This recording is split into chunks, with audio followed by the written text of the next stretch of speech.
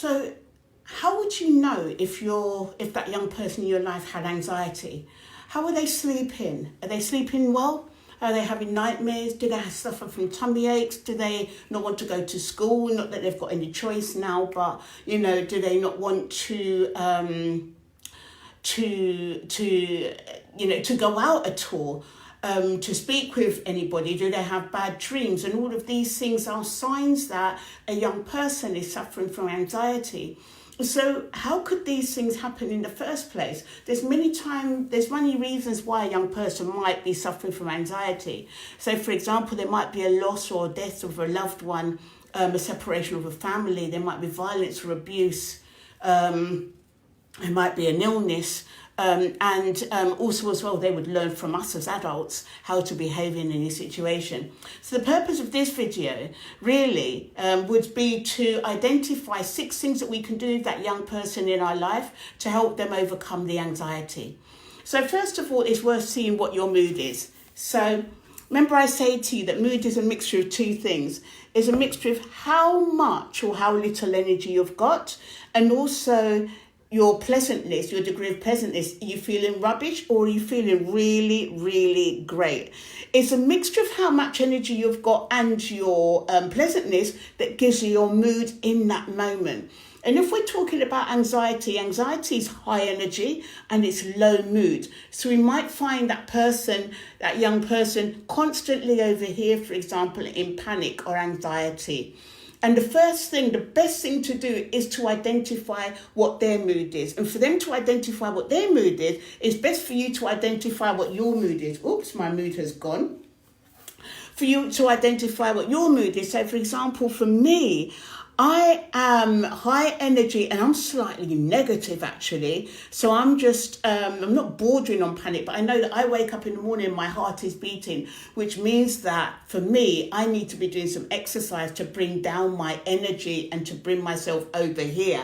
Because in doing that exercise as well, I'll be bathing my body with those endorphins and the dopamine, and that's going to have a direct impact on my mood. And so, I'm concerned because of what's happening with our Prime Minister. So, but the first thing for you to do with your child is using this map is to really identify your mood. Where are you on the mood map? And illustrate to them exactly how you would move to, from this side of the map to from the negative mood side of the map and to the positive mood.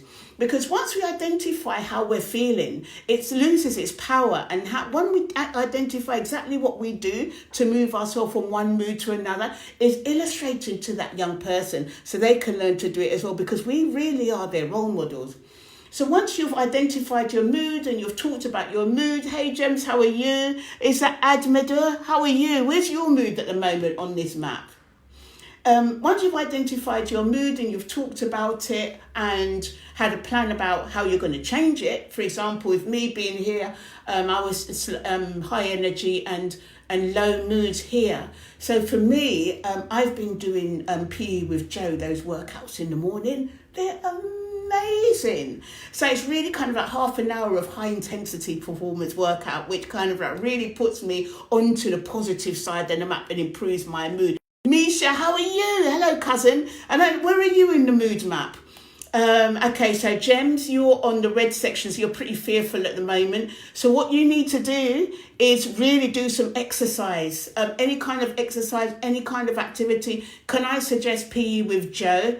I know it's the last thing that we want to do at this moment in time, but it really does make a difference, because all of those endorphins and dopamine really do bring us over here, and it changes the way we think. And instead of panicking, we think more logically. So once you've illustrated to that young person in your life where you are and what you're doing to change your mood, then take a deep breath. So it can be a long, deep breath. And when you feel you can't hold it any longer, then slowly breathe out, because what that's doing is actually moving Eureka, how are you? From the negative side of the map onto the positive side of the map. And that burst of oxygen in your brain will help you focus. And then you start thinking more logically, and then the panic subsides. So after you've taken that deep breath, and because you're confronting it as well, checking the map to see where you are. Are you out of the red yet? If not, then the best thing to do, as I was saying to James before, is doing exercise. Why would we want to do exercise? When we're panicking and we're on the red side and we have a perceived threat, it's the flight and fright hormone. You know, we've got the adrenaline pumping because it wants to get us from that perceived threat. And when we're doing exercise and we're, you know, then the body thinks that it's trying to escape from the perceived threat. So afterwards you feel strangely calm. When I started doing speaking engagements, the only thing that would get me calm would be to go out for a 5K run. And then afterwards I felt really mellow. And in times like this as well, I woke and I'm waking up and I'm kind of like feeling a bit, my heart is beating. And the best thing for me to do is to do that exercise to bring down the panic and put me, oops, my mood has gone, onto the right side and the bright side of the mat, because then we're always thinking a bit more positively. So the best thing to do really when you are high mood, when you're high energy and low mood, is to do that exercise.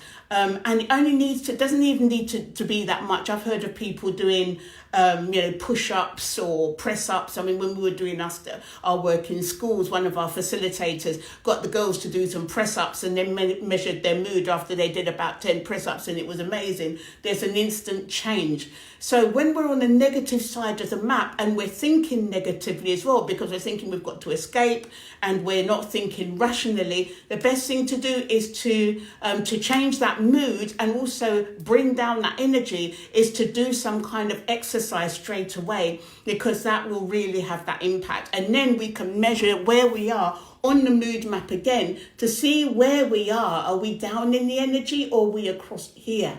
And to keep on identifying it with that young person, because when we're showing them how to measure the mood, how we measure our mood, and how we change our activities to change our mood, and they see us doing that, then it has an impact on them, and then it's nothing to be afraid of. Anxiety is something that people are afraid to talk about, and there's nothing wrong with talking about it. There's nothing wrong with identifying it and talking about what we do to overcome it. So thank you very much for watching this video. Please, if you're watching on rerun, if you've got any things that you do when you are anxious, then please do write it below. Gems, please try PE with Joe and tell me how you feel after that. It really will have an impact. Thank you for watching this video, and we'll see you tomorrow on the next video. Thank you very much.